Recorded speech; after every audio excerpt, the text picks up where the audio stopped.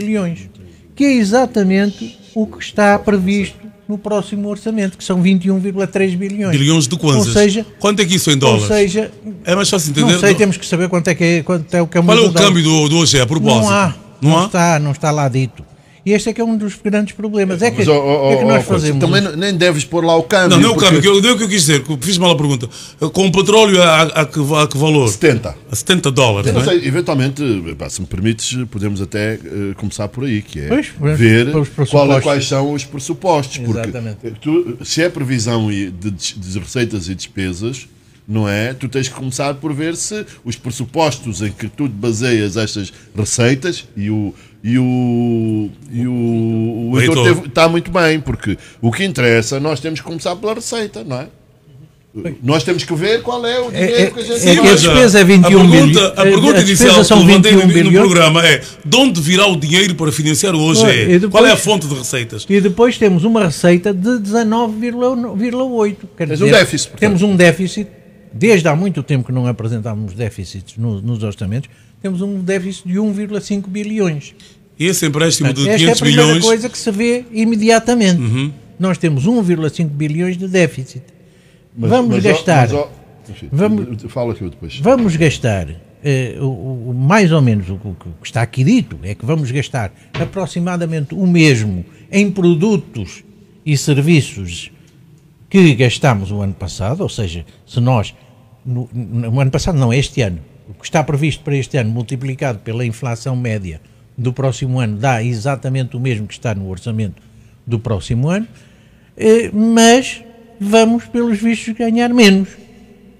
E é isso que provoca o... Não, vamos ganhar o mesmo, mas depois já tivemos um déficit este ano, não estava previsto, mas tivemos efetivamente um déficit este ano também aproximadamente de 1,2 bilhões este ano. O que é que acontece? Agora, vamos aos pressupostos. Deixa só começar pelos pressupostos, Carlos. Vamos aos pressupostos, que é por aí que nós temos de começar. Em primeiro lugar, vamos ao crescimento do PIB. 4,14. Diz que é 4, não sei quê. Não sei quê. 4,14%. 4,14%. Mas se eu pegar nos dados do Ministério das Finanças para o PIB em 2024 e para o PIB em 2025 e multiplicar o PIB de 2024 por 1,19, porque em valor real é isso que é o PIB de 2025, os kwanzas de 2025 vão valer menos do que os kwanzas de 2024, 19% a menos, então o crescimento é negativo, 1,9% negativo no PIB não petrolífero. E usando esses mesmos dados do Ministério das Finanças, o PIB petrolífero, esse sim cresce... o petrolífero decresce este ano e aumenta no próximo. Não, diz ele que sim, no PIB real, mas quando pegas e inflacionas ou deflacionas o PIB do próximo ano, tens um crescimento negativo no PIB não petrolífero e um crescimento positivo no PIB petrolífero. Portanto, eu não percebo como é que se calcula o PIB real nestas circunstâncias, porque quando nós valorizamos o PIB e o deflacionamos, porque é esse o valor que está disponível para as pessoas gastarem, na verdade o que acontece é exatamente o contrário. Temos um crescimento efetivo de 3,2% do PIB, mas com 20% de crescimento do PIB petrolífero. E agora eu pergunto, os preços do petróleo têm estado em baixa, toda a gente conhece as pressões em baixa para o preço do petróleo, nomeadamente pela produção dos Estados Unidos e pela produção da Guiana, que vai começar agora. Mesmo com situações complexas como a guerra no Médio Oriente, o petróleo baixou. Como é que nós vamos passar a previsão do preço petrolífero de 65 para 70? Qual é a lógica? Não, nenhuma, que eu vejo não é nenhuma, ainda não me explicaram, mas eu não consigo encontrar. Heitor Carvalho quer dizer que o preço de referência devia ser abaixo dos 70 dólares. No mínimo, ter um bocado de prudência como foi feito este ano.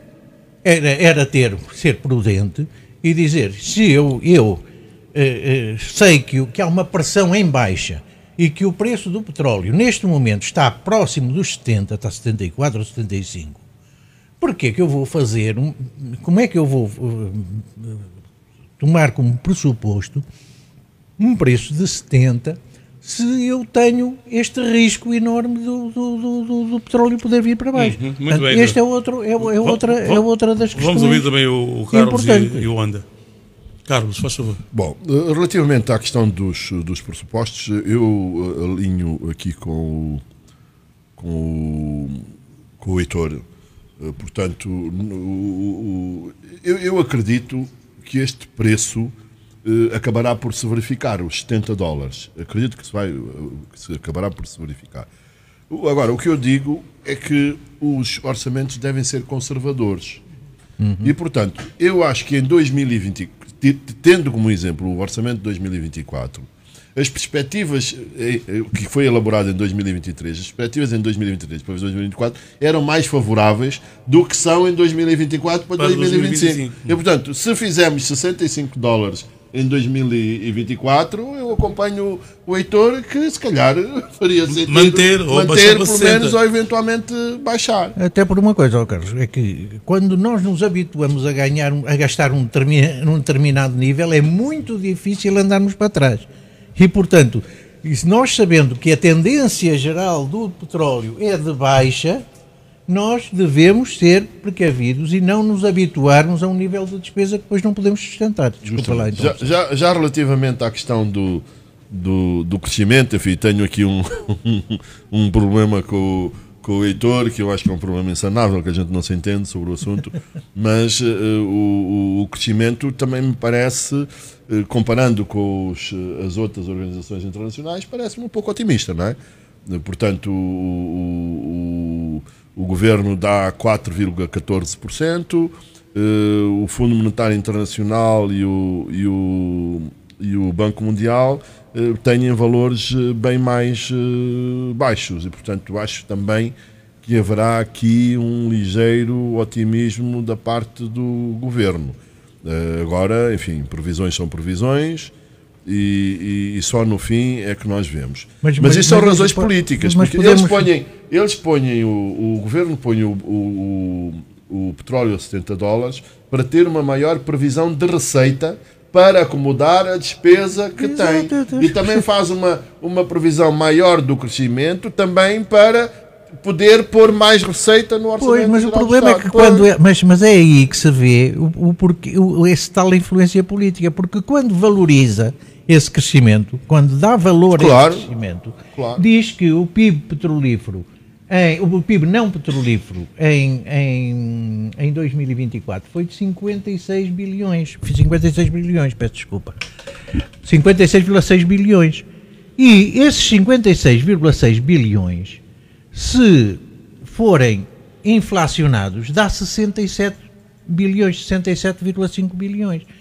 Ora, o PIB previsto pelo próprio governo, a inflação também é do próprio governo, não fui eu que inventei números, é de 67,4. Pois, mas se o do ano passado valia 67,5 a preços de 2025 e o de 2025 vale 67,4 a preços de 2025, há um decréscimo de 1,9%. Mas enfim,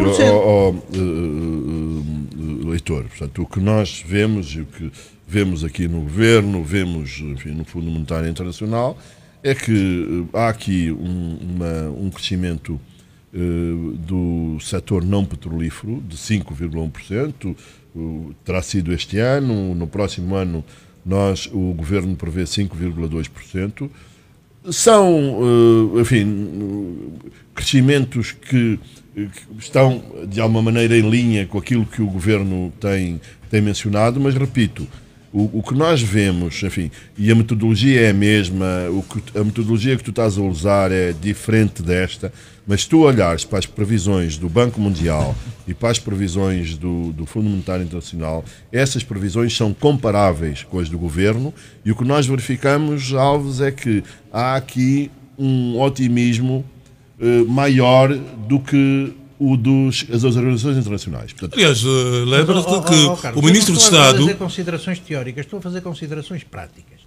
E a consideração prática é que o dinheiro... Mas sabes que é muito difícil... O dinheiro eu não consigo... que o Governo diz que vai ganhar, que vai ser produzido em termos de PIB, a preços do próximo ano, considerando a inflação do Governo, dá um crescimento zero no não petrolífero e dá um crescimento negativo, peço desculpa, estava a comparar orçamentos e não real, e dá um crescimento negativo no petrolífero. Pois, então, mas então deixa-me ficar com o meu erro e do meu e do Fundo Monetário e do Banco Mundial, que são metodologias semelhantes, e o que nós vemos, compararmos os crescimentos do Banco Mundial e do Fundo Monetário Internacional com os do Governo, nós vemos que os do Governo são ligeiramente mais otimistas. Aliás, Carlos, a questão que eu estava a colocar, muito simples, é o Ministro de Estado, José de Lima Massado, quando foi apresentar o orçamento ao Parlamento, fez questão de dizer que era um orçamento otimista. O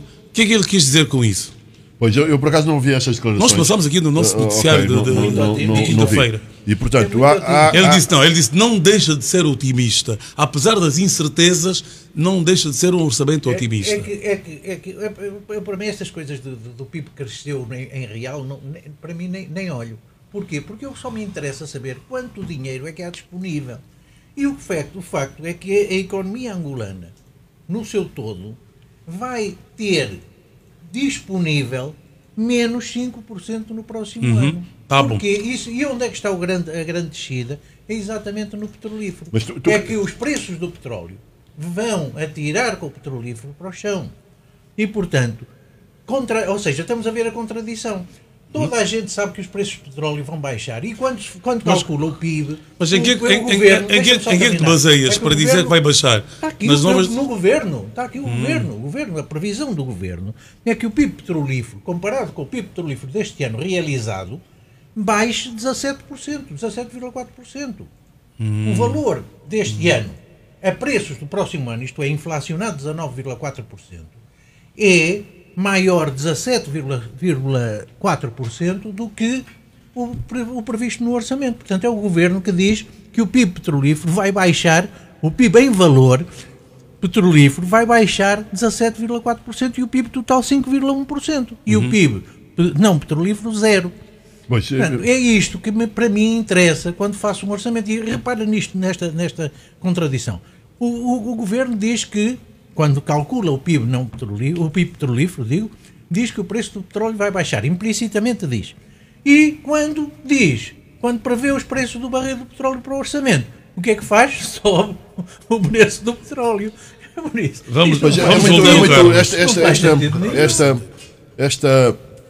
Esta linha de raciocínio do Heitor aqui relativamente ao PIB, eu não subscrevo, não acompanho. E, portanto, porque eu não estou lá a calcular o PIB, eu olho para o Fundo Monetário Internacional, olho para o Banco Mundial, olho para o Governo e sabemos mais ou menos a mesma coisa. Qual é que tem sido o problema nos últimos tempos?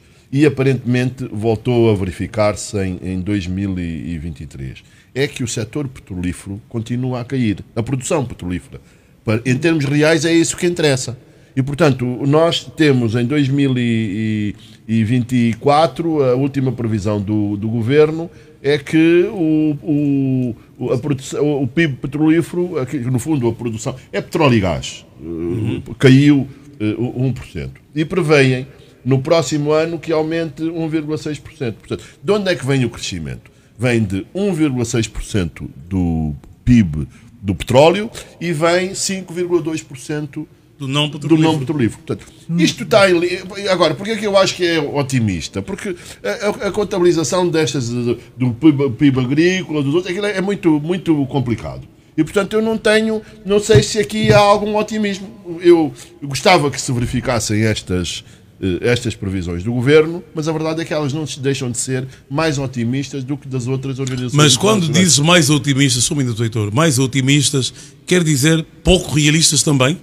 Eu acredito que sim, eu não tenho a informação toda, mas eu acredito que há aqui, se há otimismo, há pouco realismo. Não é? Sim, mas é um exatamente. É para ser otimista com base numa realidade que eu controlo. Mais otimista. Não é o nosso caso. Tu sabes que é que nos falta aqui, e eu tenho defendido isto sempre, ainda defendi há 1 ou 2 semanas aqui, falta-nos o Banco Nacional de Angola. O Banco Nacional de Angola devia fazer previsões. Em quase todos os países, as previsões dos bancos centrais são muito acompanhadas e são... E o que é que falta para que o nosso BNE também faça as tais previsões? Inclusivamente, o Banco Nacional de Angola, a uma certa altura, no relatório de conjuntura, começou a publicar algumas previsões. Nós começamos a falar das previsões e o Banco Nacional de Angola deixou. Sabes o que é? Tem medo que a gente faça essa comparação e diga, olha, o governo está a ser muito otimista porque prevê 4,1% e o Banco Nacional de Angola só prevê 3%. É disso que eles têm medo. É disso que voltamos à interferência política. Justamente. Numa instituição independente que é o BNA. Justamente. Porque o BNA devia de fazer, porque são os mais respeitados e, sobretudo, como são bancos centrais independentes, ainda mais respeitados são. E é natural que o Banco Nacional de Angola. É o seguinte, nós aqui estamos a valorizar, e eu estou a valorizar, o Banco Mundial e Fundo Monetário Internacional. Mas, em rigor, o Banco Nacional de Angola terá mais informação do que essas instituições para fazer as nossas previsões.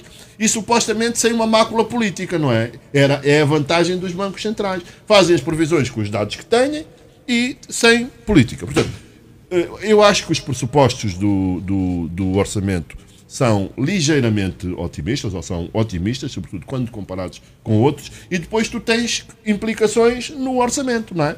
Tens implicações nas receitas e tens implicações nas despesas. Do lado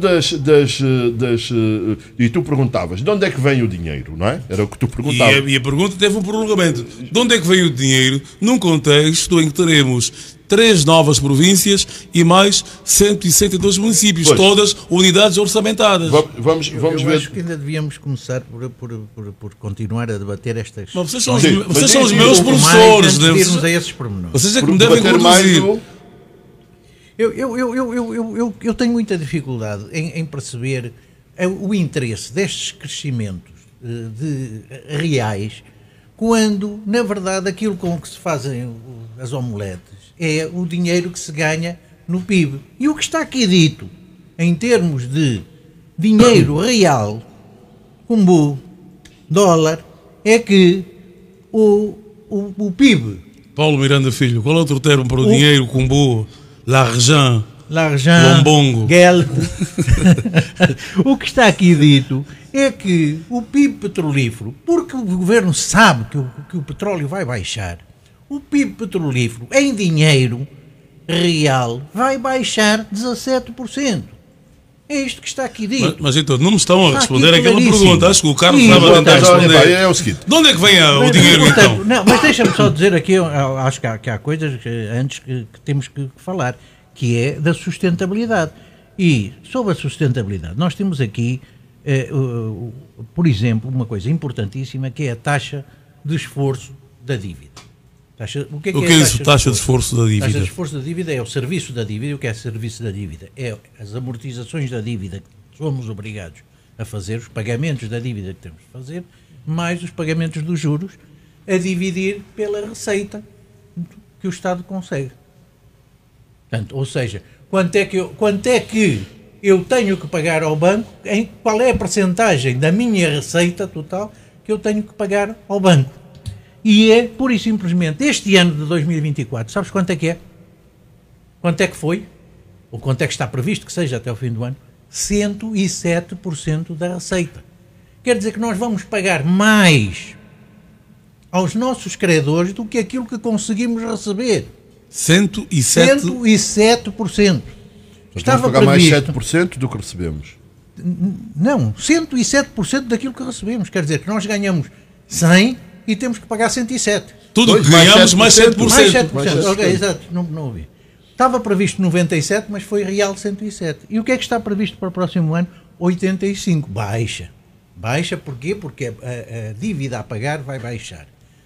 E porque a receita também sobe alguma coisa. Mas aqui, essencialmente, temos uma previsão ainda para o próximo ano de uma dívida, um serviço da dívida, que nos leva 85% do dinheiro. Só sobram 15% para pagar aos funcionários, pagar os bens e serviços, importar comida, não sei para quê, os investimentos, tudo. Ou seja, nós, para continuarmos a fazer estas despesas, uns 15% não chegam. O que é que temos que fazer? Ir buscar mais dívida. E então fazemos o orçamento com base em previsões da dívida. Vamos prever que vamos conseguir dívida. E o que é que isto significa em termos de amortização da dívida? Que nós realizamos pagamentos de dívida o ano passado, este ano, portanto, de 12,8 bilhões. Tínhamos previsto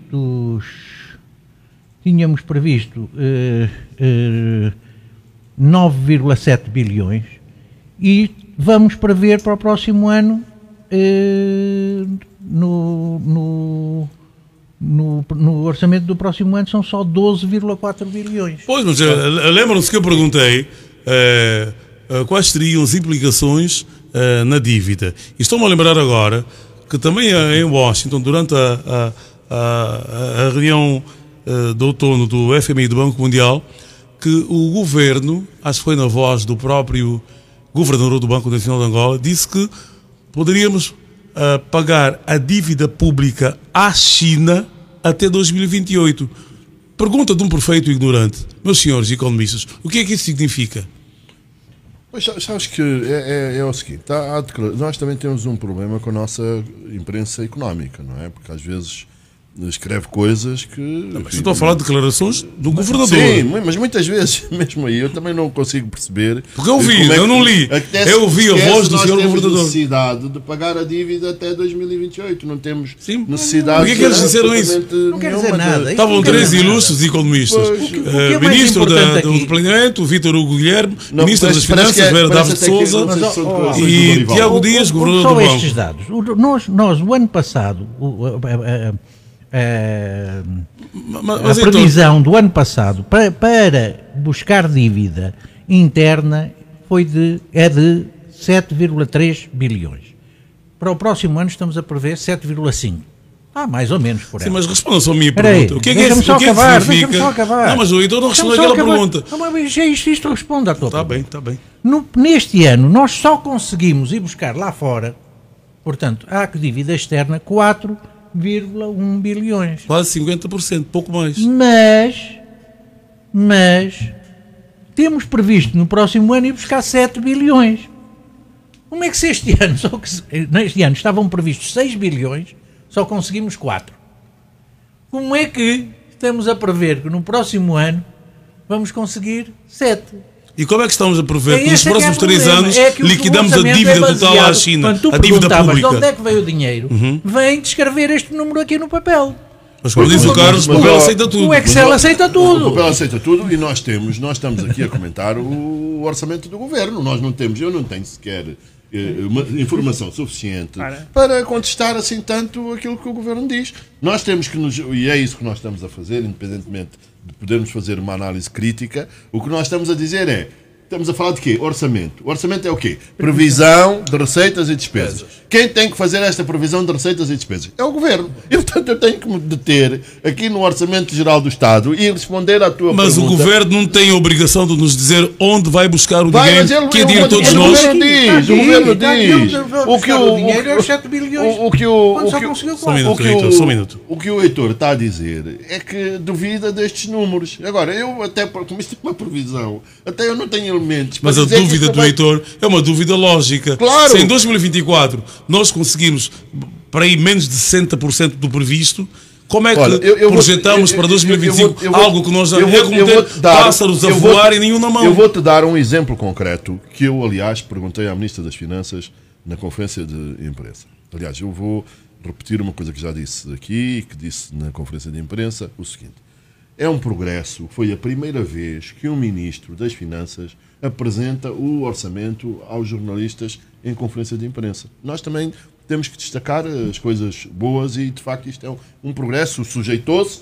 E depois tínhamos um problema, que nós não tínhamos os elementos para lhe fazer as perguntas, e justamente o que eu perguntei à Ministra das Finanças, e concretamente em relação ao seguinte. O Ministério das Finanças, o Governo, inscreveu no orçamento, nas despesas da educação, 1,6 bilhões de kwanzas no orçamento de 2024 e 2,2 bilhões de kwanzas em 2025. Portanto, um aumento de 42%. Fantástico, não é? É o que nós estamos a criticar. A execução?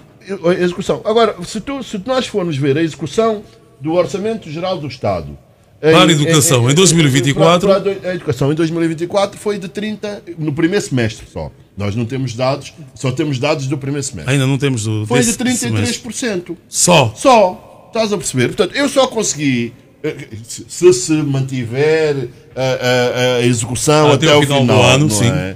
Tu vais ter uma execução de 60%, uma execução baixa, não é? E como é que tu aumentas a despesa, se tu não estás a conseguir gastar este ano, como é que vais aumentar 42%? Quer dizer, aumenta o número inscrito do papel. Mas isso aqui é recorrente. Quando falamos para o orçamento, é sempre este problema aqui, em que o Carlos diz muito bem que o papel aceita tudo. Quer dizer, pusemos os números aí, todo mundo fica contente, mostra-nos, olha, o setor social está a receber uma maior fatia, mas depois vamos olhar para a execução. Tu sabes, no mesmo período do... O cidadão comum não sente os reflexos. Não é sentir os reflexos. A não execução é que, de facto, o dinheiro disponibilizado só foi, neste semestre, no semestre que terminou, só foram 33%. Perfeitamente. O dinheiro real. Portanto, quando, supostamente, a execução devia de ser de 50%, não é? Como é 6 meses, devias gastar. E agora vê na Defesa e Segurança. Na Defesa e Segurança, também tens este ano, tu tiveste uma execução de 66% no primeiro semestre. Portanto, devias gastar 50%, mas já gastaste 66%. Quer dizer que no final do ano vai ser 130%. Pois, justamente. E com a educação e a saúde, acontece exatamente o contrário. E o que é que o Governo faz, por exemplo, e nós estamos agora a falar de para onde vai o dinheiro. Na Defesa e Segurança, há um aumento de 55%, que é o que nós estávamos a dizer há pouco. E o que é que nós sabemos do histórico? Historicamente, o que é que o Governo faz? Põe muito dinheiro na educação e na saúde e põe menos dinheiro na defesa e segurança. Mas depois, quando nós vamos ver as contas do governo, gastou mais... Gasta mais com a defesa e segurança do que com a saúde e a educação. Justamente, esse é o problema. Outro aspecto é também, por exemplo, o da agricultura, pá. Tu sabes quanto é que aumentam as verbas da agricultura? Aumentam de 162 mil milhões de kwanzas para 663 mil milhões de kwanzas. Portanto, é um aumento de 308%. Estás a perceber? É um aumento fabuloso. Mas agora vamos ver como é que foi a execução do orçamento da agricultura em 2024. Por acaso, até em 2024 nem foi assim muito má, que está nos 55%. Portanto, mas estás a ver, há aqui uma disparidade entre aquilo que se orçamenta e depois aquilo que se gasta. Eu perguntei à Ministra das Finanças e respondeu-me relativamente à questão da educação e saúde e disse, olha, nós, e é respondendo aqui também, reconhecendo aquilo que o Heitor diz, que é, nós pomos no orçamento, mas depois depende da nossa receita e do dinheiro que a gente consegue ir buscar. Agora, depois é o seguinte, esse é que é o principal problema, mas porquê é que cortam mais na educação e na saúde e menos na defesa e segurança? Pelas razões que nós discutimos no princípio deste programa. Portanto, para a defesa e segurança há sempre dinheiro. Para a educação e saúde... E qual é a eficácia dessa opção? Se nós temos as fronteiras todas porosas e a segurança pública também com as debilidades que nós conhecemos. Esta aqui é a grande questão. O grande problema está a governar sem compromisso com o interesse público. Portanto, governar na perspectiva de realizar uma agenda muito distante daquela que é o bem comum. Porque depois nós não sentimos os efeitos da boa governação. A gente vai, portanto, aqui a República Democrática do Congo é opcional. Ou passo pela fronteira formal, ou passo pelos caminhos fiotes. E porque nesses caminhos fiotes há condições para as pessoas passarem, porque não há presença da autoridade do Estado. Portanto, esse investimento que é feito no setor da defesa não se reflete nem investimento nenhum, são gastos.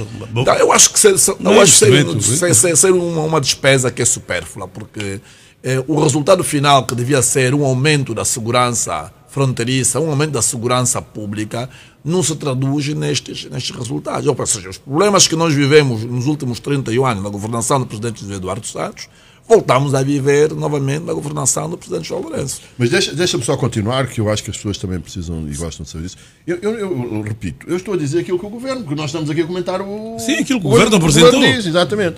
E, portanto, por exemplo, para os assuntos económicos, onde se encontra a agricultura, prevê-se 2,8 bilhões, foi 1,2, portanto, a verba vai mais do que duplicar. Mais uma vez, o que é que nós temos aqui a dizer? Boa, não é? Porque nós precisamos diversificar a economia, precisamos pôr dinheiro na agricultura, precisamos pôr dinheiro em todos os setores. E, portanto, se aumentam os gastos com os assuntos económicos, faz sentido. Agora, depois a pergunta vem, mas nós não vemos, nos anos anteriores, não vimos esses resultados. Epá, temos que dar, naturalmente, o benefício da... Deixa-me só dizer uma coisa em relação a isso, que acho que é importante. Nós temos aqui, para a despesa por natureza, nós temos a despesa de 2023, a despesa de 2024, a despesa prevista para 2025, tudo e mais alguma coisa. Quando chegamos à despesa por função, que é o que é importante para as pessoas, é o que o Carlos está a falar, nós temos a despesa do orçamento de 2024 e do orçamento de 2025. O que aconteceu realmente em 2023, ninguém sabe. O que aconteceu realmente em 2024, ninguém sabe. E, portanto, nós fazemos orçamentos sobre orçamentos. Justamente. Comparamos orçamentos sobre orçamentos e não temos comparação com o real. O que ele está a dizer é o problema. Portanto, nós estamos aqui a fazer comparações de 25 com 24 no orçamento. Eu depois estou a desmontar, indo à execução orçamental do primeiro semestre deste ano. Mas o que acontece é que no Orçamento Geral do Estado, em todas as peças do Orçamento Geral do Estado, tu não tens previsão de execução das despesas da função social. Tens da natureza económica, mas da função não tens. Nós estamos a comparar verdadeiramente coisas virtuais, estás a perceber? Porque nós nós no final do ano de 2024 já não podemos estar a falar sobre o que é que o governo disse que ia fazer em 2024. Nós temos que ter dados mais concretos, dados reais. Do que foi executado, de fato.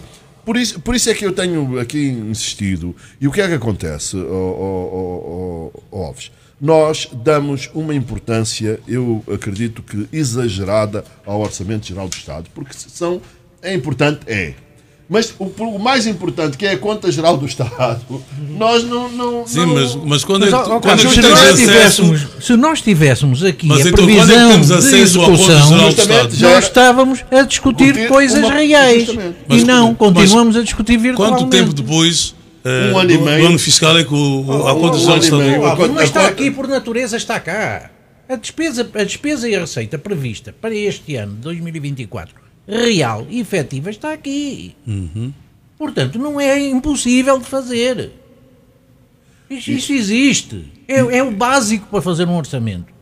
E o facto é que não aparece. Mas os senhores que nos governam e que dirigem a economia de Angola, muitos deles são economistas como vocês, estudaram nas mesmas faculdades. Qual é o problema? Não sei. Os problemas são políticos. Deixa-me voltar só atrás. Aliás, a Ministra das Finanças já disse isso uma vez.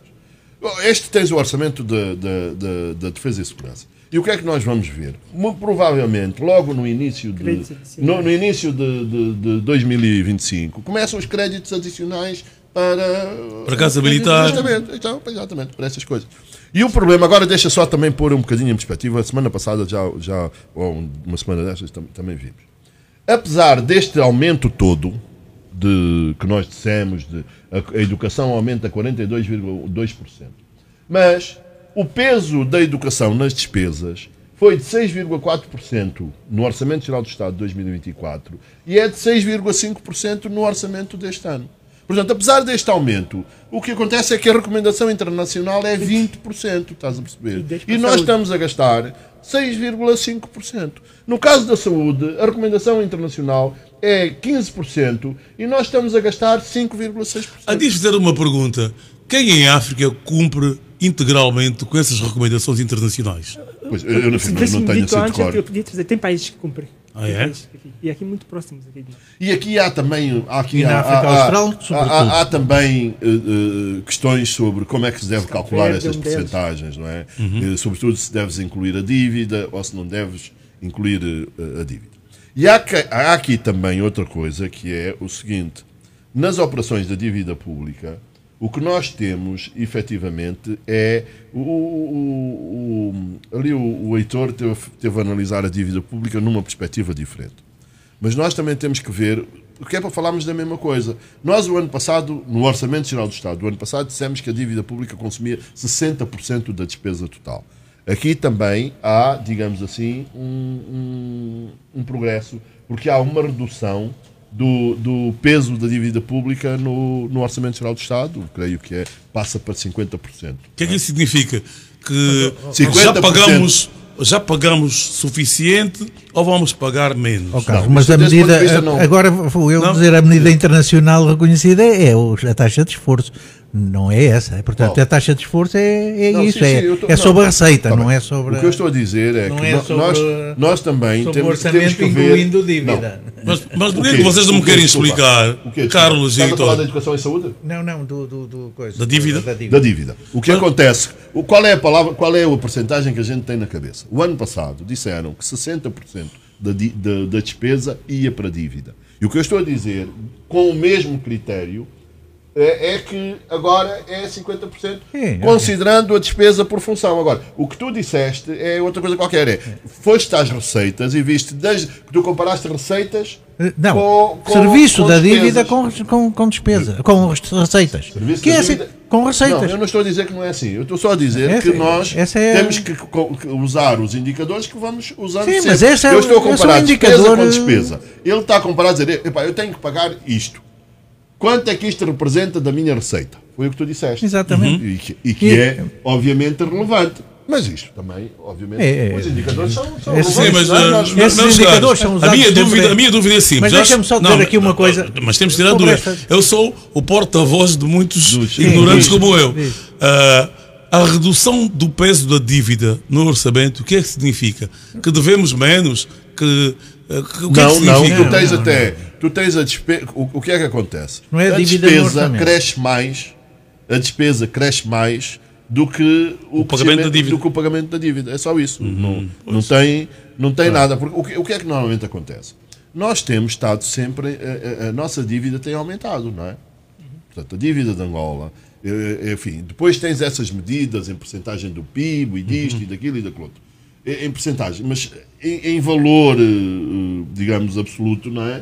A dívida tem sempre vindo a aumentar. Agora, o que acontece é o seguinte: nós temos este Orçamento Geral do Estado. Por exemplo, embora tenha aumentado a transparência, eu não te consigo dizer, e era uma das curiosidades que nós tínhamos, era o que é que vai acontecer com as novas províncias, não é? Pois. Nós temos as despesas das novas províncias, mas nós não conseguimos dizer quanto é que as novas províncias nos custaram, porque não temos essa informação. Esta é a questão que nós levantamos logo no início do programa. 3 novas províncias. Qual é o peso orçamental da criação de novas províncias? Quanto é que custa? Espera aí, já vamos lá. Mas deixa-me só dizer agora da dívida. A dívida que está aqui escrito, a execução da dívida este ano, está aqui dito que baixou. Ou seja, em termos de crédito interno, obtido o saldo da dívida entre pagamentos e nova dívida foi de menos 839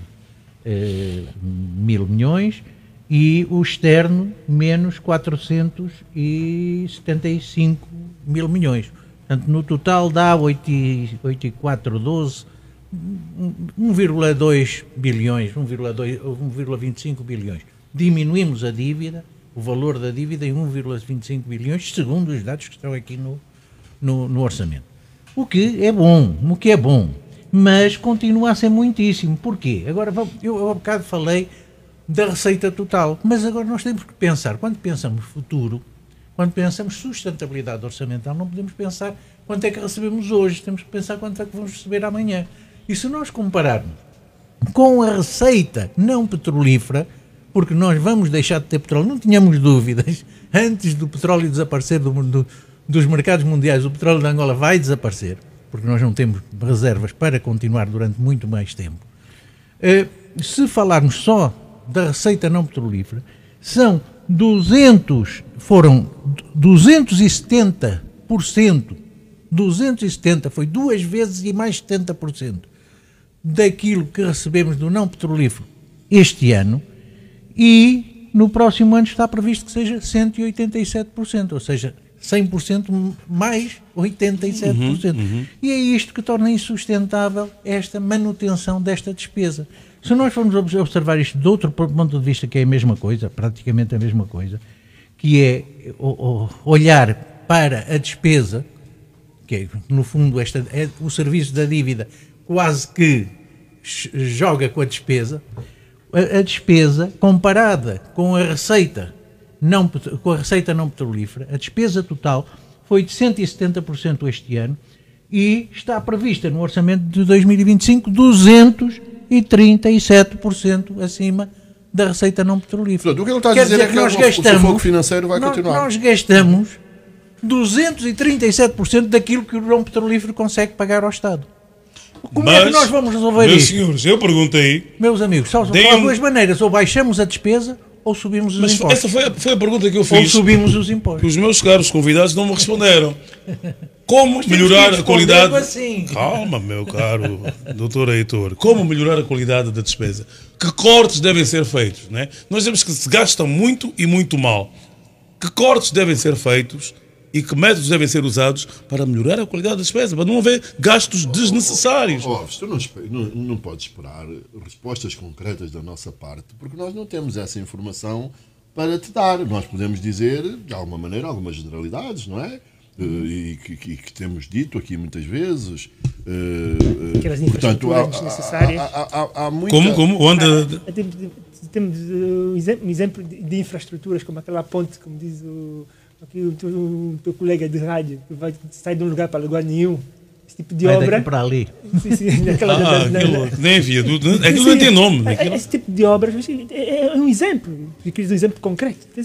Mas da despesa corrente, no dia a dia. Sem finalidade, não é? Alves, vê só. Nós sabemos que os nossos investimentos não estão a funcionar. Certo? Não estão a funcionar, não têm dinheiro para funcionar. Tem muito pouco dinheiro para funcionar. E sabes quanto é que nós temos a ideia de passar? Este ano fizemos, já inflacionado com a inflação de 2025, 4,2 bilhões de investimentos. E no próximo ano queremos fazer 6,2 bilhões. Como é que é possível? Nós não podemos fazer isto. Nós temos que selecionar os investimentos. E quando formos aos investimentos, nós vamos ver quais são os investimentos em mobiliário, em carros e em edifícios e construção de edifícios, que são a maioria deste investimento. Então, logo aqui, uma enorme capacidade de cortar despesa. Uma enormíssima capacidade de cortar despesa. No município do Golungo Alto, eu encontrei numa mata uma loja denominada Popalá, numa zona que não é habitável, mas é uma infraestrutura nova, toda ela acabada, com equipamentos em elevado estado de deterioração. Então é uma loja abandonada. Abandonada, mas ela foi toda equipada. Deve estar para ser privatizada. Ela está no meio da mata. Carlos, tu disseste há dias, não me lembro em que edição do Semacas foi, é um exemplo que eu vivi e vejo isso pelo país, quando Cubango, uma série de mercados municipais foram construídos nas últimas 2 décadas, com bancadas de cimento e tal, que nunca foram utilizados. Como as escolas primárias que foram inauguradas nas últimas 2 décadas, onde nunca se sentou lá nenhuma criança. Eu falo isso por experiência própria. Eu tenho...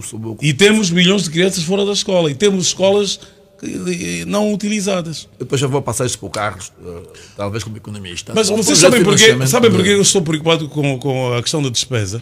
Porque também, né, nós somos jornalistas, vocês são analistas, e tem que haver alguma coerência nas nossas intervenções. Se nós temos consciência de que a qualidade da despesa em Angola é má, temos a obrigação de dizer de que forma se deve melhorar a despesa. De alguma forma. Né? Que gastos devem ser cortados. Os erros, isto é um exemplo. O Heitor deu um exemplo nos investimentos, que são investimentos bilionários, tanto em kwanzas como em dólares. As viagens, por exemplo, é um outro exemplo, e é mencionado aqui. no relatório do Gafi? Não. Do Mo Ibrahim? Dessa vez o orçamento vem com um relatório onde eles tentam, o Ministério das Finanças tenta responder às inquietações dos deputados, que é uma novidade. Eles agora apresentam as inquietações que os deputados normalmente levantam ao analisarem os orçamentos, né? E no ano a seguir tentam, inquietações dos deputados. Tentam responder que medidas foram tomadas para se corrigir e tu sabes o que é que acontece com isso, com as viagens? As viagens, já com estes cortes todos que eles propuseram ano passado e tal, no ano passado eram de 83,3 mil milhões de kwanzas. Sabes quanto é que é? Desculpa lá, vai falando só para despesa por natureza económica. Sabes quanto é que é este ano? 141,8 mil milhões. Vocês têm que converter isso em dólares, porque todos nós, infelizmente, nós entendemos melhor o dólar do que o kwanza. É basicamente o seguinte. No ano passado... tínhamos de saber qual é o câmbio. O câmbio de hoje. O câmbio de hoje. Nós temos que ver. O que é que acontece? Vamos fazer... O que é que são 140 mil milhões de... $1, 1000 kwanzas. Mais ou menos. Não é um bocadinho menos, mas é mais ou menos.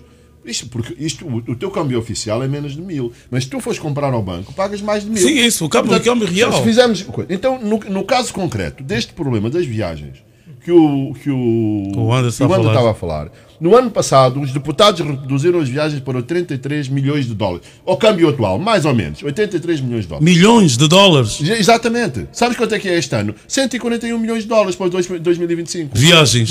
Do Estado? Do Estado, exatamente. Está aqui. Encargos com viagens em serviços e transportação. 141,8 mil milhões de kwanzas. Estás a ver? Queres ver aqui os bilhetes de... Enquanto estás a falar disto... Os bilhetes de passagem passam de 29... Vai mais ou menos 30 mil milhões de kwanzas, não é? Para... despesa por natureza económica. Eu disse que era quanto? Não sei quantos mil para 54 mil milhões de kwanzas. Portanto, há estes aumentos todos.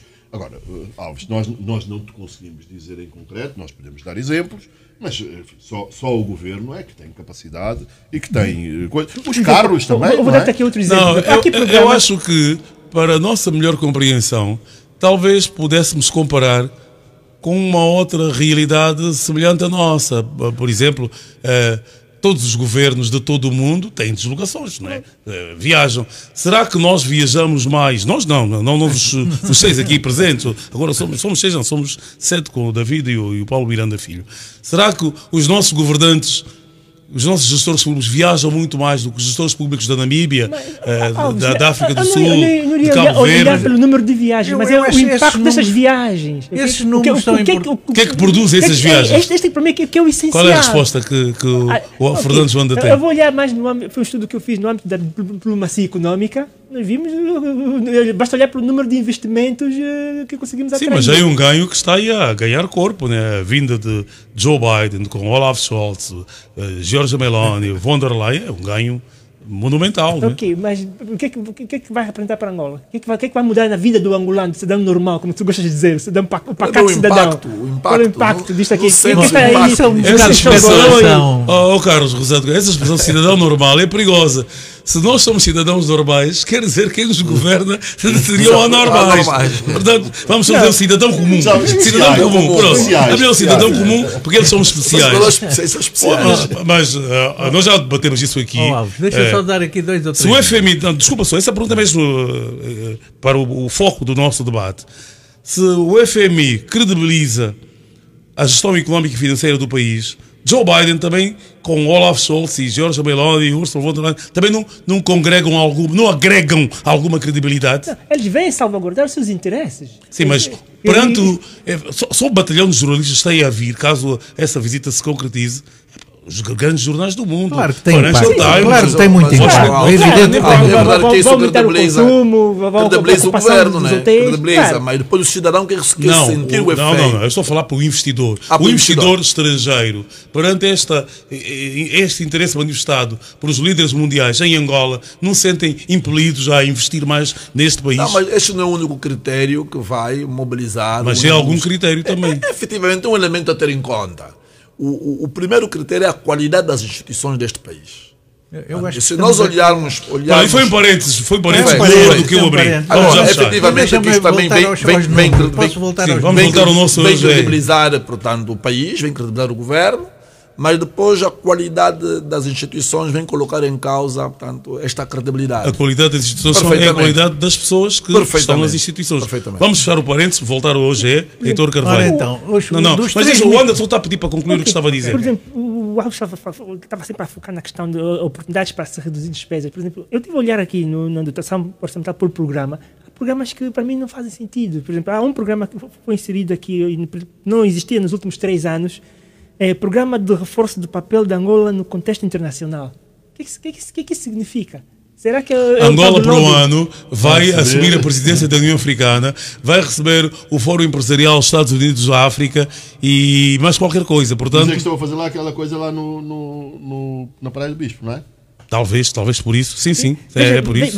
Veja aqui um outro programa que está bem dotado, de 126 mil milhões de kwanzas, Programa de Melhoria da Segurança Pública, veja aí, gestão fronteiriça. As fronteiras que estão... E esse programa...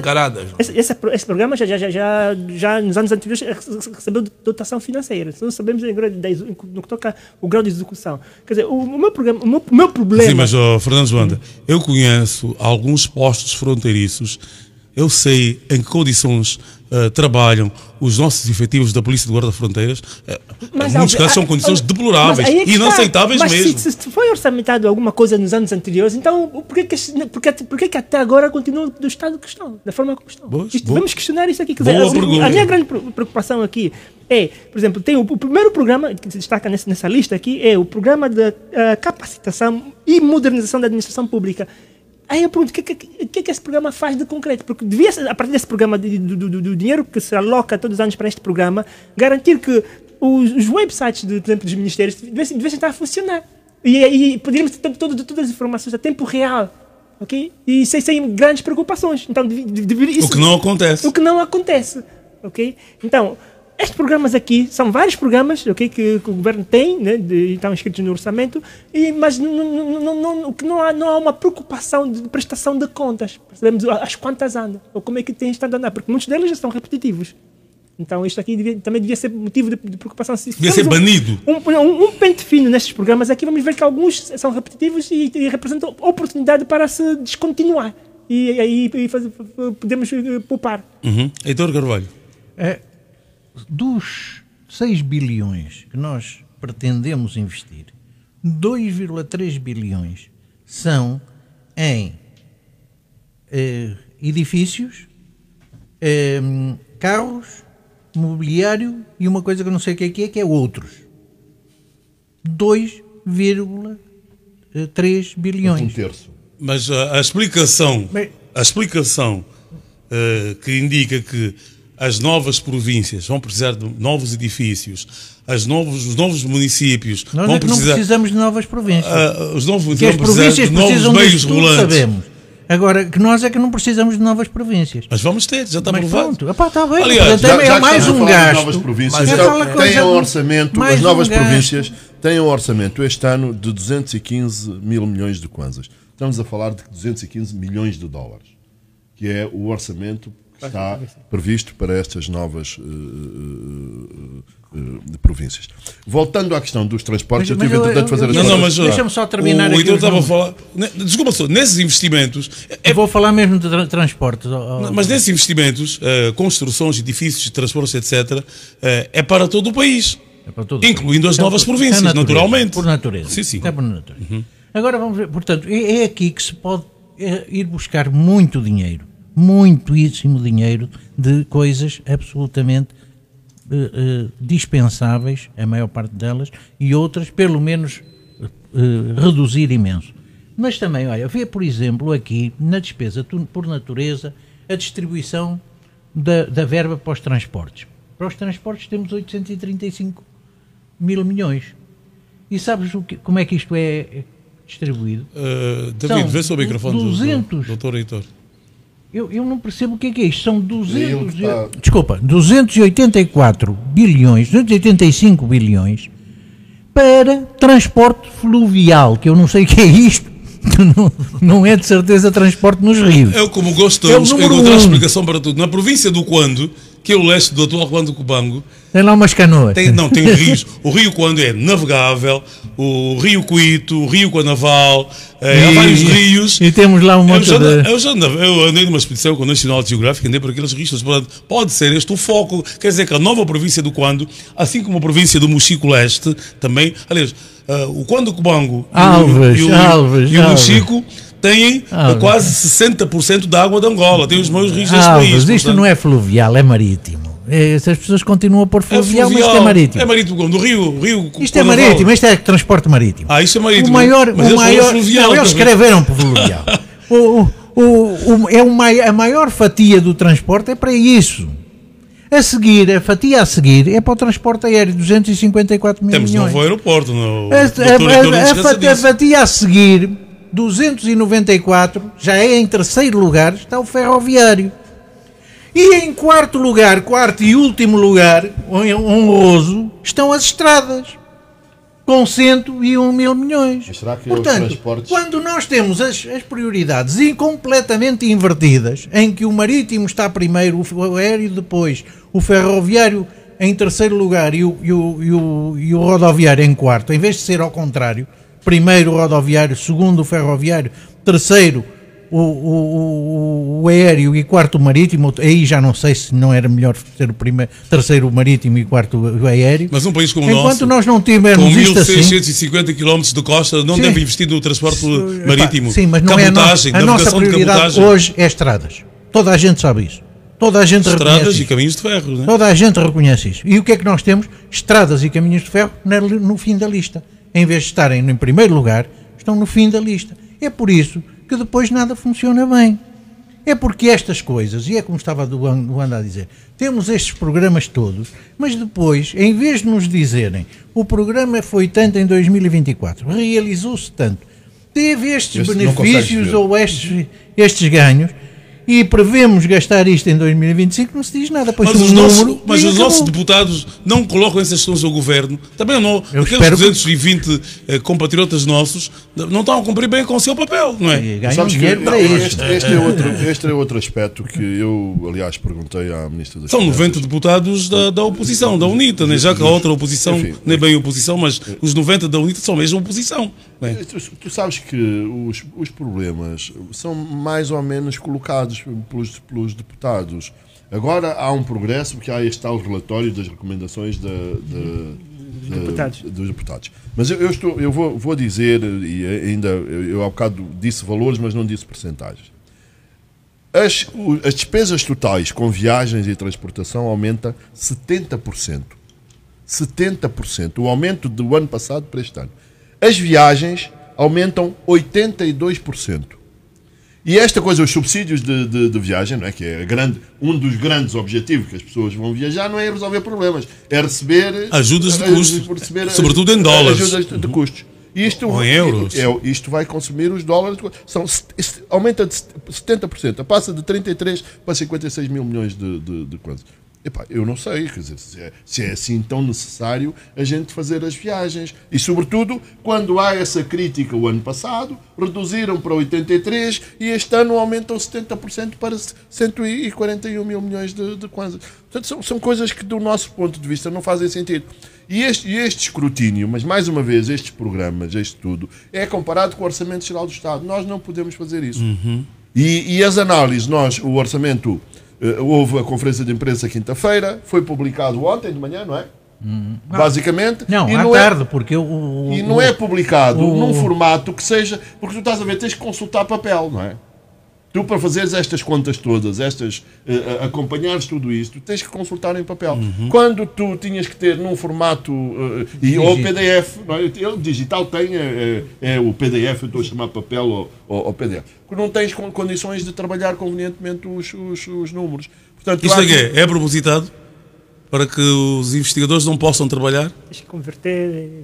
Quer dizer, eu também fiz essa pergunta à ministra, e a ministra diz que há problemas de conversão e para ter os números certos, e por isso é que não apresento. Não sei se te lembras, acho que foi o ano passado, que eu estava cá o diretor de gabinete de estudos e que me prometeu que me ia dar o Patrício Neto. O Patrício Neto ia-me dar o orçamento em Excel. E até hoje não recebi, e a ministra diz que são problemas de conversão. Mas é fácil. O BNA fornece nesse suporte. Todos os dados do BNA estão em Excel. Portanto, não custa nada. Vão ali ao lado perguntar ao BNA como é que faz. Se têm dificuldades técnicas, vão lá perguntar aos outros, eles sabem. Mas eles só vão ser capacitados o ano passado para poderem fazer isso. Mas é o seguinte, vão lá visitar o BNA, aquilo não custa nada. Aquele problema do ano passado da estratégia fiscal já está resolvido.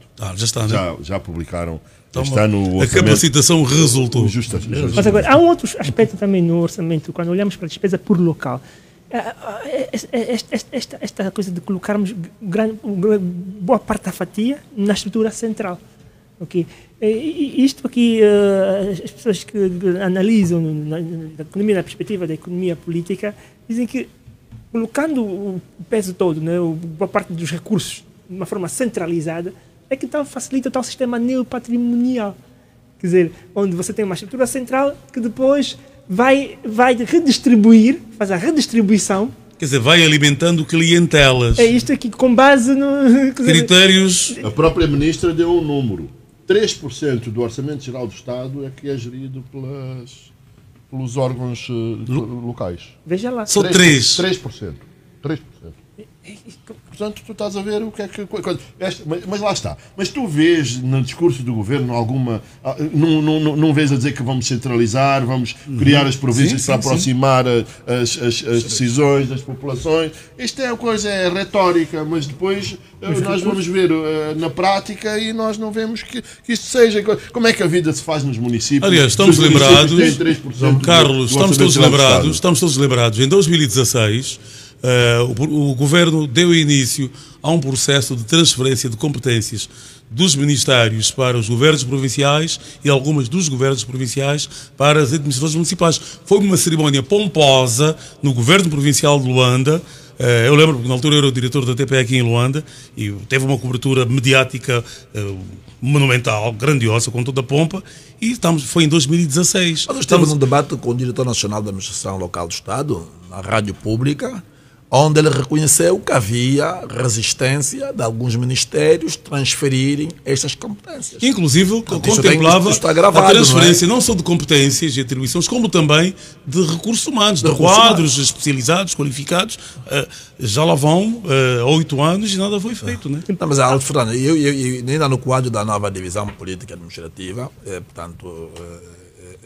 Eu recordo-me da primeira divisão em 1978 da província da Lunda, em Lunda Norte e Lunda Sul, e hoje, 41 anos depois desta divisão, se olharmos para as duas realidades, as assimetrias que antes serviram de fundamento para a divisão, a aproximação dos serviços aos cidadãos que serviram de fundamento para a divisão, e outros fundamentos, os problemas são precisamente os mesmos. Não será legítimo concluir-se que aprendemos a lição com a ineficácia da separação das lundas e da criação da província do Bengo? Aprendemos a lição e agora com as províncias do Quando, do Mochico Leste e de Icolo e Bengo não vamos mais repetir os mesmos erros? Não será legítimo pensar-se assim? Eu acredito que não. Em relação à província do Quando Urbano e à província do Mochico, eu até posso acreditar que os fundamentos existem, mas em relação a Luanda, portanto, os fundamentos não colhem. Até porque tivemos um exemplo, com a criação da província do Bengo. Hoje olhamos para o Bengo, portanto, 40 anos depois daquela divisão, de 1982, não há sinais que evidenciam o desenvolvimento de infraestrutura. Há uma definição para o Bengo que diz, não, o Bengo é um caminho, o Cachito é um caminho. É um caminho, perfeito. Passa-se para ir para o Ijo. E curiosamente, já que estamos a falar nisso e destes valores, tu sabes que eu já disse que o valor global das novas províncias é 215 mil milhões de de kwanzas. Curiosamente, estas províncias são as que recebem menos, as novas províncias são as que têm menos orçamento. Sim, que são as que menos vão desenvolver. As que menos vão receber. Não é? Não, mas também ter em conta uma coisa: pelo menos as duas províncias do leste, a futura província do Quando e a futura província do Mochico Leste, não têm população. Perfeitamente. Tem menos de 100 mil habitantes. E nós temos um problema que é o movimento migratório. Uma província sem população para não faz sentido, isso não tem nexo. Deviam receber mais recursos para poder atrair. Eu não tenho essa noção. Não, mas o Ibengo comparado com o Bengo. Não percebi. E Colo e Bengo comparado com o Bengo. Não, e aquele Bengo tem muita gente. Cacoaco, só parte de Cacoaco. Então, olha, o Bengo tem 204 mil milhões de kwanzas de orçamento. E Colo e Bengo tem 52 mil milhões de kwanzas. Portanto, o Bengo tem 4 vezes mais orçamento do que o Sim, mas aí também. Mas lá está, nós não tem razão. Mas, meus caros, aí é uma questão também que eu não sei, porque não sou economista, mas, por exemplo, há investimentos para a futura província de Colo e Bengo, investimentos encomendados, portanto, serão gastos multimilionários, já estão em curso. Foram contratar aquele reputadíssimo arquiteto inglês, o Foster, para fazer a futura cidade aeroportuária. Aquilo é uma cidade bilionária, portanto, embora no papel... Estás a ver mais um gasto onde podemos poupar? Bingo! Embora no papel estejam bem dos tais 50 e tal mil milhões, são 50 milhões de dólares, mais ou menos, mas já aí 2 bilhões para a futura cidade e outros bilhões para outras coisas mais. Há outra coisa que não há, é que os subsídios a preços, na execução, isto são números do governo, aqui do orçamento, não estou a inventar números nenhuns, estou a ir buscar os números do governo. Na execução de 2024 estão 2,8 ou 2,9 bilhões. Sabes quanto é que estava no orçamento? 800 mil milhões. 0,8. Destes 2,9 só estavam 0,8 no orçamento. Sabes quanto é que está no orçamento para o próximo ano? 1 bilhão, 996. 1 bilhão. Quer dizer, como é que se nós gastamos este ano 2,9 bilhões, vamos no próximo ano... Vamos retirar? Vamos retirar os subsídios aos combustíveis. É que esta retirada dos subsídios aos combustíveis já estava aqui o ano passado. Olha, e agora está outra vez este ano. E sabes o que é que acontece? Vai continuar com o programa. O problema de retirada dos subsídios. Eu percebo isto. É que a ministra está a tentar levar o programa para a frente e põe-no no orçamento. Mas depois não tem força política para executar. Porque só vai acontecer quando estivermos com a corda na garganta. Infelizmente não temos. Voltamos à parte inicial. Infelizmente não temos instituições. Tudo é governado pela vontade das pessoas e não pelo funcionamento institucional. E é este o grande problema que nós temos. O problema, Alves, é que quando termina um mandato de um governante, o governante que o substitui não dá sequência aos programas. Agora, começa do zero. Há uma novidade no orçamento que também é de louvar. Já aparece a lista das instituições sem fins lucrativos que beneficiam do OGE. Isso aqui é uma novidade pela primeira vez. E aqui vemos várias associações, né, quais os ministérios que realmente alocam recursos públicos. Mas a minha crítica a essas instituições que beneficiam do OGE é que têm que apresentar também relatório de atividades e prestação de contas, né? O relatório Depois que nós vimos é que quem dirige essas organizações no fim de 2, 5 anos é muito rico. E aquilo que é a missão que devia cumprir vês aqui é quase por ministério e quais as associações sem fins lucrativos que beneficiam. Essa lista é uma lista mesmo curta.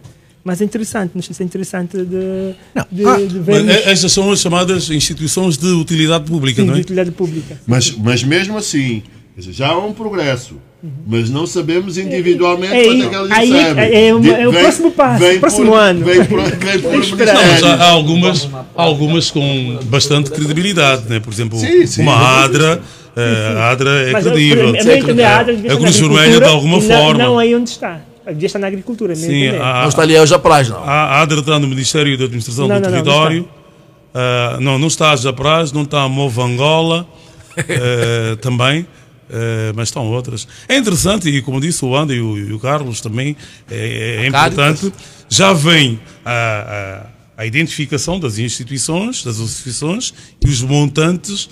Mas são montantes globais. São globais, não são individuais. Porque seria interessante vermos também, concretamente, a associação e o que é que ela recebe. E depois saber qual é o mecanismo de prestação de contas que as instituições apresentam esta é a minha crítica. Ao governo. Mas devemos saudar esse melhoria. Já é um passo significativo. E aí vamos felicitar a ministra Vera Daves. A ministra Vera Daves tem vindo a fazer um esforço para meter as coisas no orçamento. O problema é o que diz o Carlos.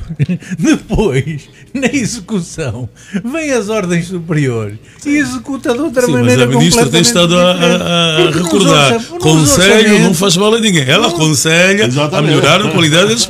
Não faz mal a ninguém. Como disse o Carlos, quando estivermos com a corda do pescoço, talvez seja tarde demais. Mas o problema é que a ministra das Finanças devia ter autoridade e não devia permitir. É o tal problema das instituições. É que nós damos mais importância às pessoas do que às instituições. Então qual é a solução? Pormos um general a dirigir o Ministério das Finanças. Instituições. Deixem as pessoas, ponham instituições. O Ministério das Finanças tem que mandar nas finanças do país. Seja quem for que lá esteja. E seja quem for o presidente que esteja, não pode dar ordens para executar um orçamento diferente daquele que foi aprovado pela Assembleia Nacional. É assim. Mas a lei de instituições acima das pessoas. Heitor, só um ressalvo aqui. A lei de orçamento, uma vez aprovada pela Assembleia Nacional, dá amplos poderes ao Presidente. Atenção, pois é isso que está mal. Isso que está mal. Se não mudar essa lei, vai continuar nós temos instituições. Sim, mas quem aprovou a lei? São os deputados, então que mudem a lei. Essas instituições são más instituições. Mas temos um problema na Assembleia Nacional que é o abuso das maiorias. Havendo uma maioria absoluta, certamente que todas as leis, mesmo aquelas que estão em desconformidade com a Constituição, alguém fez a pergunta, Zé Rodrigues, ele fez aquela pergunta há dias, os deputados são de quem? São deputados do povo angolano ou são deputados dos partidos políticos? Não, eles são eleitos pelo povo, mas eles representam o interesse dos partidos. Não representam o povo. Por essa razão é que essa dicotomia em que passam 20, 30, 40 anos, o povo continua no estado de indigência e aqueles que representam o povo, eles estão muito bem, ou acima do bem. Esse é que é o grande problema. Mas a questão é mesmo essa. Quer dizer, ninguém nos pode forçar, não é possível. Quem manda nisto é a política sempre, em todos os países quem manda é a política. Mas nós não podemos dizer, não, nós queremos desenvolvimento económico, mas queremos continuar com estas instituições. Claro. Não há desenvolvimento económico. Queremos mudanças, mas não queremos mudar. Nós, sem mudar as instituições, sem dar força às instituições e tirar força às pessoas, sem alterar isto profundamente, não vamos ter desenvolvimento económico nunca. Eu queria dar aqui o Prémio Nobel foi exatamente sobre isso. Vamos começar já a preparar o remate final. Eu queria ver até com o Zé Rodrigues, deixa só o Carlos avançar com o nós temos no Orçamento Geral, na proposta do Orçamento Geral do Estado, nós temos a lei do Orçamento Geral do Estado, não é assim? Uhum. E na lei do Orçamento Geral do Estado, no fundo, tudo aquilo que nós estamos a discutir são anexos.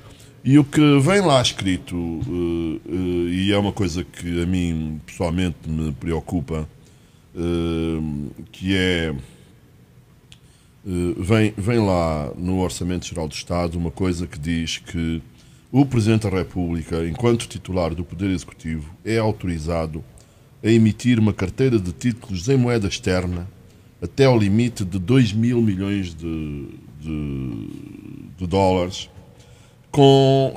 agora, a favor do Banco Nacional de Angola. Nós estamos a falar de 2 mil milhões de dólares, não estamos a falar de... O que é que isso quer dizer? É isso que eu desconfio e receio que esteja aqui. A mim dizem-me que é o Estado vai buscar dinheiro das reservas internacionais líquidas para eventualmente pagar dívida do Estado. Para amortizar a dívida do Estado. Poderá haver pagamentos no próximo ano e o que é que o Governo vai fazer? O Governo vai buscar lá dólares, dinheiro líquido, não é? E entrega ao Banco Nacional de Angola títulos em moeda externa, que não tem valor absolutamente nenhum.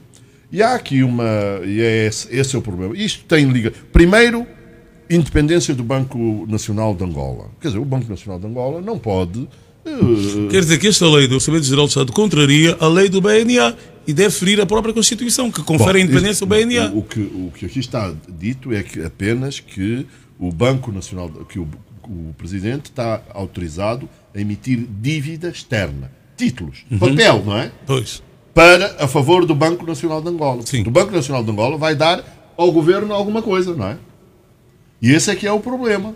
O que é que o banco... A mim dizem-me que vão às reservas internacionais líquidas, porque a dívida fica a mesma contabilizada nas reservas internacionais líquidas, porque é dívida em dólares. Portanto, há aqui uma falta... Enfim, espero que os deputados... Lá está, também quando estava na conferência de imprensa eu não tinha visto a lei, não conhecia a lei, e portanto não conseguia perguntar à Ministra das Finanças o que é isto. Mas tudo isto vem num contexto em que se chama a atenção que o Banco Nacional de Angola andará a financiar o Estado. E isso não é permitido por lei. Isto é aquilo que se chama, em gíria, outra vez, não é a tal lista cinzenta, em gíria chama-se imprimir dinheiro. Isto é imprimir dinheiro. E isto tem a ver com a inflação, não é?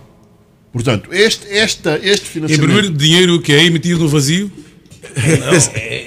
É financiar o Estado, não é? É financiar o Estado. Sem contrapartida. Exatamente. Portanto, o Banco Nacional de Angola não pode comprar títulos ao Estado diretamente. Desvalorizar. O Banco Nacional de Angola pode comprar títulos, se os títulos estiverem contigo, comigo, com o banco, eles podem comprar.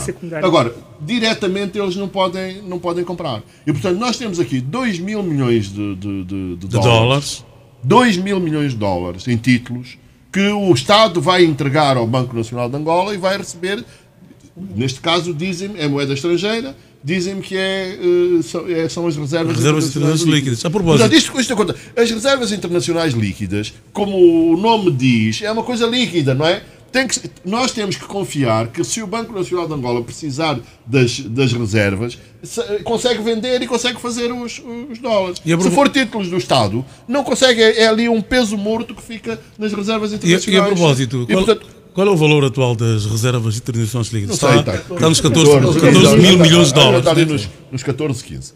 E é o seguinte, eu, enfim, tenho divergências, talvez aqui com o próprio Anda, que aqui muitos economistas angolanos acham que a política monetária não é importante para a inflação, ou pelo menos não é tão importante como era. Mas eu fico muito preocupado com estas coisas. Como é que o Banco Nacional de Angola, que é o responsável pela condução da política monetária, anda a financiar o Estado? Isto é muito problemático. Não é assim que nós vamos conseguir controlar a inflação. E, portanto, isto tem que ser bem explicado pelo Governo e os deputados, chamo aqui a atenção dos deputados que estão a ouvir, que perguntem ao Governo o que é que significa, ou ao Presidente da República, o que é que verdadeiramente significa isto. Meus senhores, o Orçamento Geral do Estado, ou a proposta do Orçamento Geral do Estado, já está da Assembleia Nacional. O que será de 2025? Vamos viver melhor ou vamos continuar a sofrer? Eu acho que será um ano não muito diferente de 2024, será um ano difícil. Aliás, os últimos 10 anos têm sido anos muito difíceis para os cidadãos e para as famílias. Portanto, se olharmos aquilo que são os relatórios da pobreza da ADRA, evidenciam que em 2019 a pobreza tem crescido de forma sistemática. Mas parece-me que 2025 não será um ano muito diferente de 2024. Embora também esteja esperançoso com as reformas económicas que estão a ser setadas, com esses dados que o professor Carlos acaba de trazer, evidencia que não será muito diferente. Heitor Carvalho, vamos viver melhor? Vamos ter maior produção nacional, vamos ter baixa dos preços, se aumenta a produção. Se aumenta a oferta, o preço... Não aumenta a produção nenhuma, ainda em valor, o próprio governo diz que não vai aumentar nada. Não vai aumentar, né? Sim, então, que melhorias são expectáveis para o próximo ano? Não vai haver melhorias, porque, e isto vem um bocado na sequência do que o Carlos está a dizer, ou acabou de divulgar, que eu também não tinha lido, é que vai haver muito menos dinheiro do petróleo. Prevê-se que haja muito menos dinheiro do petróleo do que houve este ano. E, portanto, claro que tudo pode mudar. A meio vai aí uma guerra, qualquer coisa, e muda tudo. Mas, neste momento, com os dados que temos, é que há muito menos dinheiro do petróleo e, portanto, vamos viver pior. E, provavelmente, é por isso que é preciso os tais 2,2 mil milhões, ou lá que é, para reforçar, digamos, a capacidade. A solução é fazer duas coisas importantes, ou três coisas importantes. Uma, reduzir a despesa no máximo a 20% do PIB não petrolífero. Não podemos passar dos 20% do PIB não petrolífero. Ponto. Vamos morrer todos. Temos de saber viver com 20%. Também não podemos morrer todos, né? Temos que saber viver com 20% do PIB não petrolífero. A segunda, nós temos que aumentar a receita paulatinamente para que a receita não petrolífera vá substituindo. De que forma? A receita aumentar a receita paulatinamente como? Estendendo a base tributável. Há muita gente, há uma imensa atividade que não paga impostos. Heitor Carvalho, não condeno, os empresários estão a manifestar, estão em greve, fecharam as lojas em protesto contra a AGT. Porquê? Não é só apenas esses que já pagam hoje, os que não pagam. Há muitos que não pagam, não é? Há os que não pagam. Baixa-se a taxa, mas aumente-se o número das pessoas. E não só, e pare-se com esta história das multas, porque as multas não servem para nada. Numa circunstância como a nossa, em que estamos a introduzir o sistema fiscal, as empresas não sabem usar o sistema fiscal, não percebem o sistema fiscal, nem compreendem a sua importância, porque nem sequer veem realizações que mostrem para onde é que vai esse dinheiro. É importante, mas deixa-me acabar. Meu querido Heitor, deixa-me acabar o raciocínio. Mas tem que acabar mesmo, o programa já está a terminar. É muito importante que... 3 minutos. É muito importante que nestas circunstâncias não se cobrem multas. Que se cobre aquilo que há a cobrar. Então, mas o prevaricador não pode ser multado? Não, cobra o que tens a cobrar com juros, mas não cobres multas. Quando estás a implementar uma coisa é assim. Eu assisti a uma situação semelhante e a situação assim funciona muito melhor. Isto é assim que tem, estas coisas que têm que acontecer. Heitor, termina mesmo, porque estamos e, portanto, Carlos. Nosso amigo Heitor é talibã da economia. Sabe que o que o Heitor disse, se eu bem percebi, foi 20% da receita não petrolífera, foi? Cortar até 20%. Do PIB não petrolífero. A receita, do PIB não, 20% do PIB não petrolífero. Se for do PIB não petrolífero, nós estamos a falar de 67, à volta de 67 mil milhões de... Vamos lá ver, 70. 70 vezes 20% dá 14 mil milhões. O nosso orçamento... Eu não sei se tu estás é de 20. É de 21. Pois, estás a falar de despesas sem a dívida. Rapidamente, onde é que tu queres chegar? Não, onde eu quero chegar é que o orçamento era menos 7 mil milhões de... Pois é, tem que ser, mas tem que ser. E íamos perder isso. Tem que ser, se não for num ano, que seja em 10. Mas temos que ter este programa. Pronto, está bem. Eu pensei que... falou paulatinamente. Paulatinamente. Portanto, temos que também paulatinamente no sentido literal, é devagar e também com pau. Paulatina com pau. Forma gradual. Esse é Vamos encerrar. Carlos, encerra a tua última fala para que o Wanda dê o remate final. Seria importante que os deputados fizessem as perguntas certas ao Governo. Agora, quando tu perguntas se vai ser melhor ou pior, há aqui uma coisa que também deve ser dita, embora aqui o nosso amigo Heitor, que é o seguinte: todas as instituições internacionais dão uma previsão de crescimento, algumas acima dos 3%, e portanto o governo, se for por aquilo que o governo diz, nós vamos viver um bocadinho melhor. Agora, há dois dados de que não falámos, mas vou lançá-los assim no ar, já em jeito de remate final. Aumento salarial da função pública de 25%, a redução do valor do IVA sobre equipamentos de 14% para 5%. Wanda, agregas isso à última intervenção. Isto pressupõe alguma melhoria? Nominalmente, o problema desse orçamento já foi dito aqui. O Heitor, enfaticamente, efusivamente, debateu-se sobre isto aqui. Ok, uma coisa é o governo está a prever esse otimismo excessivo, outra coisa é que vai ser quando esbarrar-se com a realidade. Sim, mas qual é a previsão do Fernandes Wanda? O contexto mundial, e à luz do que aconteceu agora com esta história do Gafi, não é favorável a Angola. termos de financiamento, mesmo até o próprio preço do próprio barril de petróleo. Que ainda continua a ser. Sim, mas se houver uma escalada ainda maior no Médio Oriente, o petróleo poderá disparar. Não podemos viver no se. Então, tem que haver consolidação fiscal. Temos que ajustar nosso nível de despesas à realidade. E isso piora. Okay? As receitas que nós estamos a arrecadar nesta altura. Claro, tudo o que se conseguir devia se canalizar para dinamizar a produção. Tem que ser por aí. Este orçamento geral do Estado, essa proposta, não tem elementos que nos levam a acreditar que haverá um maior aumento da produção nacional no próximo ano ou a partir do próximo ano? Por exemplo, Alves, tem aqui um detalhe nesse relatório que o Ministério faz para os deputados, atenção aos pontos levantados por eles. Eles dizem que, por exemplo, 7 perímetros irrigados já foram passados para do Ministério da Agricultura, né, para a província do Bengo, Kwanza Norte, Kwanza Sul, Huila, Cubango e Mochico. Depois vemos o que essas províncias receberam em termos de orçamento. Quer dizer, foi entregue a gestão dos perímetros, mas os recursos continuam a ser exíguos. Então, os perímetros não vão funcionar. Okay? A estrutura central, como dissemos, não continua a reter grande parte da fatia do orçamento.